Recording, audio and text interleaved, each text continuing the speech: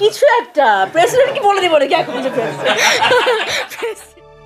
সাবেক অর্থমন্ত্রী আহম মুস্তফা কামালের মেয়ে নাফিসা কামালের সঙ্গে সিন্ডিকেট করে স্মার্ট টেকনোলজি সহ বেশ কয়েকটি প্রতিষ্ঠান বীমা উন্নয়ন প্রকল্পের $৬৭ মিলিয়ন বেশি অর্থ বাংলাদেশি মুদ্রায় প্রায় ৮০০ কোটি টাকা হাতিয়ে নিয়ে পাচার করেছে।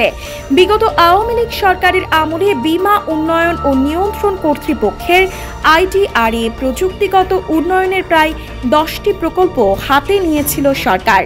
এসব প্রকল্প বাস্তবায়নের কাজ পেয়েছিল নাফিসা কামালের এনকে সফট স্মার্ট টেকনোলজি, চীনের সিনোসফট, CNS, ESL, Shamim Ahsan generation.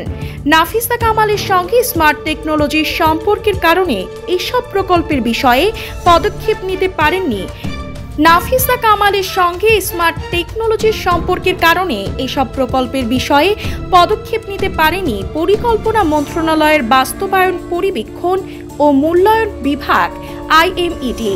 অর্থমন্ত্রীর মেয়ের সিন্ডিকেটের বিরুদ্ধে তখন মুখ খোলার সাহস পাননি প্রকল্প পরিচালক মোহাম্মদ কামরুজ্জামান। তিনিও কাজ করেছেন সিন্ডিকেটের সদস্য হিসেবে। প্রকল্পের নথি থেকে পাওয়া তথ্য মতে যেসব প্রতিষ্ঠান বীমা উন্নয়ন প্রকল্পের কাজ পেয়েছে সবগুলোতে অর্থমন্ত্রীর মেয়ের মালিকানা রয়েছে। ফলে বাস্তবায়নকারী প্রতিষ্ঠানগুলো খুব সহজে বীমা উন্নয়ন ও নিয়ন্ত্রণ কর্তৃপক্ষের প্রকল্পগুলোর অনুমোদন পেয়েছে।